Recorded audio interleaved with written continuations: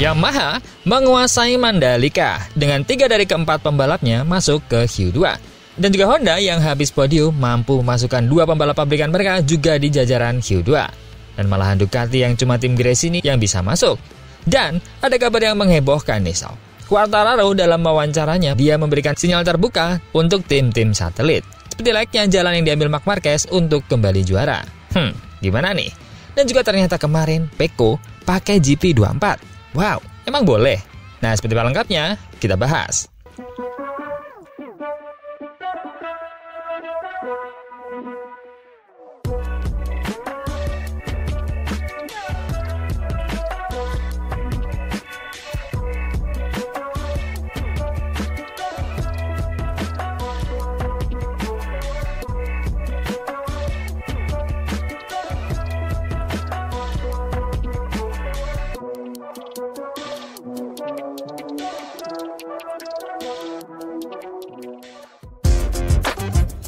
Fabio Quartararo berhasil menyelesaikan sesi kualifikasi MotoGP Indonesia dengan menempati posisi ke-7. Hasil tersebut memastikan dirinya meraih tiket langsung ke Q2. 2 pembalap Yamaha lainnya juga tampil solid, yakni Alex Rins dan juga Miguel Oliveira. Menariknya, Quartararo sendiri menghabiskan sebagian besar sesi kualifikasi berdurasi 1 jam itu di luar zona Q2. Sementara rekan-rekannya sesama pengguna motor Yamaha justru lebih konsisten bersaing di barisan depan. Quartararo tak menampik bahwa dirinya menghadapi kesulitan sepanjang sesi. Sejujurnya, saya cukup kesulitan hari ini. Jadi, ekspektasi saya sebenarnya rendah. Pada awalnya kami sedikit tersesat, tapi pada akhirnya saya masih mampu mencatatkan waktu putaran yang kompetitif. Ungkap pembalap asal Prancis tersebut. Itu penting untuk sisa akhir pekan. Meskipun dari segi kecepatan murni, kami masih jauh tertinggal. Meski berhasil memastikan langkah ke Q2, Quartararo sama sekali tidak merasa puas dengan performa Yamaha M1 di sirkuit internasional Mandalika. Kondisi lintasan sendiri cukup menantang. Suhu udara mencapai 30 derajat Celcius, sementara aspal memanas hingga lebih dari 50 derajat Celcius. Banyak pembalap pun mengalami kecelakaan, termasuk Marc Marquez, Johann Zarco yang bahkan terjatuh 2 kali. Quartararo menjelaskan bahwa kendala utama bukan pada cengkraman, melainkan pada perilaku ban yang sulit diprediksi. Kecepatan saya menjadi lambat karena ban terasa tidak konsisten. Banyak pembalap yang biasanya cepat juga tampil lebih lambat. Saya merasa tidak nyaman, dan saya melihat banyak pembalap lain yang juga merasakan hal serupa. Dia juga menyinggung performa buruk 2 pembalap utama Ducati, Marc Marquez dan Pecco Bagnaia, yang hanya mampu finish di posisi ke-11 dan 17. Kompon serta casing ban masih sama seperti tahun lalu, dan bahkan saat itu pun rasanya sudah tidak nyaman. Meski situasi terlihat sulit, Quartararo tetap membuka peluang meraih hasil positif. Setelah sebelumnya mengamankan posisi ke-6 dan ke-8 di Motegi. Dia menilai akhir pekan di Mandalika masih bisa berbuah baik, namun dirinya memilih untuk merendah. Saya tidak punya ekspektasi apapun. Terlepas dari ketidakpastian pribadinya, kehadiran 3 pembalap Yamaha di 10 besar menjadi pencapaian yang patut diapresiasi bagi pabrikan Jepang tersebut. Quartararo pun tak segan memberi pujian. Saya sangat terkesan dengan kecepatan Alex Rins dan Miguel Oliveira. Saya sendiri memang mampu mencatatkan lap cepat di akhir, tapi perasaan saya di atas motor tetap kurang maksimal. Sementara itu, Ducati justru menunjukkan kesulitan. Dari jajaran pembalap mereka, hanya Fermin Aldeguer yang mampu menempati posisi kedua, serta Alex Marquez yang finish di urutan ke-10. Ini bukan pertama kalinya mereka kesulitan. Namun Aldeguer di posisi kedua bukanlah masalah besar bagi saya. Beberapa pembalap kesulitan menemukan kepercayaan diri dengan ban belakang, sementara yang lain bisa lebih cepat beradaptasi. Jadi, menurut saya, tidak ada satu motor pun yang memiliki keunggulan khusus. Masih di event sama di Mandalika, dalam wawancara bersama Dessen, Quartararo sempat menyinggung soal langkah Marc Marquez yang berpindah ke Gresini saat masih di dalam kontrak Honda. Dan Quartararo nampak menjadikannya sebagai salah satu acuan langkah yang bisa diambil. Bueno, al final Marc ha ido a Gresini en un momento que todo el mundo tenía contrato y era entre contratos, ¿no? Por supuesto, tomar una decisión tendré que hacerlo. Todavía tenemos que mirar, porque yo creo que todavía es muy temprano, pero creo que con el potencial que tenemos, creo que un equipo oficial lo merecemos, pero siempre hay que valorar las cosas y ver un poquito cómo Yamaha trabaja sobre la nueva moto. Dia mengatakan bahwa itu adalah sebuah langkah yang mungkin juga bisa dilakukan jika tujuannya adalah untuk kembali ke perebutan juara dunia. Namun dia tak menampik masih ingin melihat bagaimana Yamaha V4 nanti akan bertarung di 2026. Dan dia juga mengatakan bahwa masih pantas untuk berada di tim pabrikan.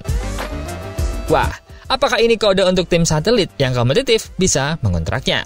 Kira-kira kemana? VR46 menggantikan Morbidelli? Atau Trackhouse menggantikan Ogura atau Raul?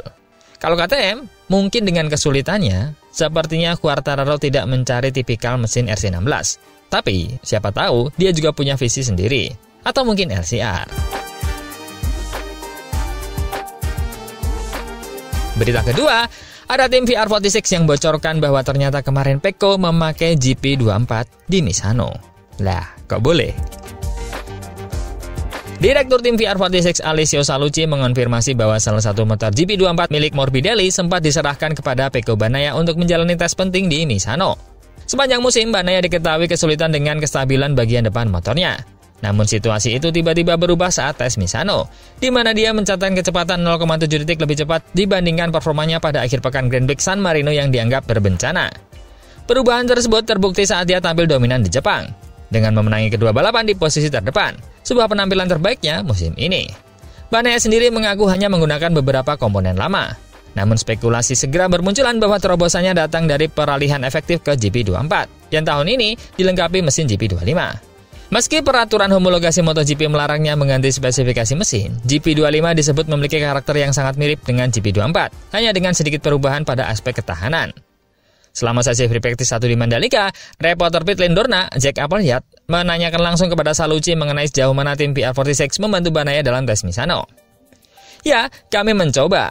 Ducati meminta sesuatu kepada tim kami. Kami adalah keluarga Ducati. Jadi, kami mencoba membantunya sedikit pada hari Senin di Misano. Tapi setelah balapan di Motegi, saya tidak tahu apa-apa lagi. Motor kami kembali ke dalam garasi, dan Ducati mungkin memberi Pecco satu motor lain. Ketika ditanya untuk mengonfirmasi apakah salah satu motor Morbidelli digunakan Bagnaia dalam tes tersebut, Sallucci mengatakan, ya, Pecco mencobanya. Pada hari Senin di Misano, dia mencoba motor kami, motor Morbidelli. Tapi setelah hari itu, motor kembali ke garasi kami. Selebihnya saya tidak tahu. Belum jelas apakah Bagnaia mengendarai GP24 milik Morbidelli secara utuh, atau motor itu telah dimodifikasi dengan mesin GP25. Yang pasti, aturan membuatnya tidak bisa secara resmi beralih ke spesifikasi GP24. Sementara mesin 25 tetap digunakan dengan aerodinamika 24. Bagnaia sendiri menanggapi, saat ditanya pada hari Kamis oleh jurnalis Crash.net, apakah benar-benar dia memakai motor Morbidelli di Misano, Bagnaia tidak memberikan jawaban yang tegas.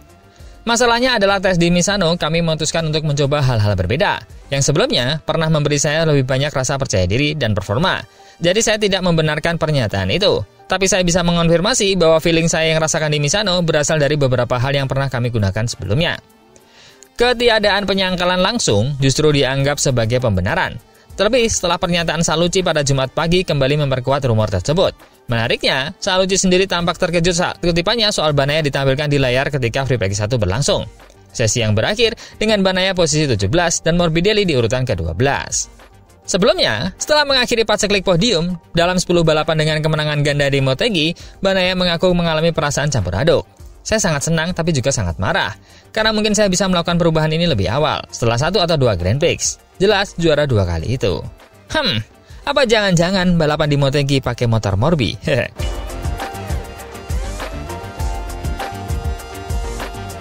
Dan juga ada Honda yang juga moncer nih di Mandalika. Kok bisa? Apakah benar-benar sudah semantap itu motornya? Setelah melalui periode sulit yang berlangsung cukup lama, tanda-tanda kebangkitan Honda di ajang MotoGP akhirnya mulai terlihat. Joan Mir sukses memutus paceklik podium selama hampir 4 tahun dengan finish di posisi ketiga pada Grand Prix Jepang pekan lalu. Hasil tersebut tidak hanya menjadi podium perdananya bersama Honda, tapi juga menjadi bukti nyata bahwa perkembangan RCV menuju arah positif. Mir sendiri sudah beberapa kali menunjukkan kilasan performa menjanjikan sebelumnya, seperti finish kelima di Mandalika 2023 dan posisi ke-6 di Red Bull Ring musim ini. Namun, performa tersebut tidak pernah berlanjut konsisten. Karena itu, podium di Motegi memberi arti khusus. Ini spesial bagi kami karena kami sedikit demi sedikit mencapai tujuan yang kami inginkan. Dia menambahkan bahwa perjalanan bersama Honda tidaklah mudah, penuh dengan tantangan teknis maupun kesalahan yang membuat hasil yang diharapkan tak kunjung datang. Namun di Motegi situasinya berubah. Mir merasa paket motor Honda saat ini sudah jauh lebih layak bersaing. Basis motornya lebih baik dalam banyak aspek, aerodinamika, sasis, dan juga mesin. Semua sudah lebih seimbang. Kami mengubah lengan ayun, beberapa konfigurasi mesin, dan juga hal-hal kecil lain yang membuat motor ini jauh lebih nyaman dikendarai. Perkembangan positif itu memberi keyakinan tersendiri bagi Honda setelah tahun 2024 menjadi titik terendah dengan hanya 2 kali finish di 10 besar sepanjang musim. Kini mereka sudah meraih 3 podium musim ini, termasuk kemenangan Johan Zarco di Le Mans dalam kondisi basah. Zarco pun masih menjadi pembalap Honda dengan posisi terbaik di klasemen dunia, berada di peringkat 10. Mir sendiri kini naik ke posisi ke-15, sementara rekan timnya Luca Marini ada di urutan ke-12.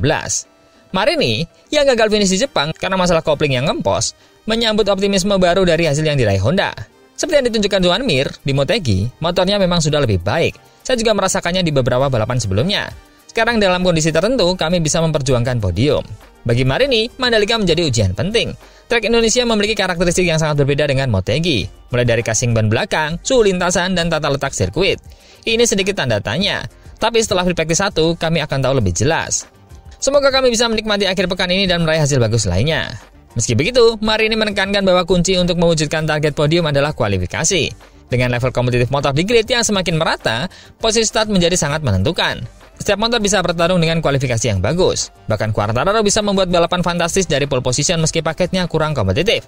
Hal yang sama berlaku bagi kami. Jika bisa start di depan, peluang podium terbuka lebar, bahkan di sprint maupun balapan penuh.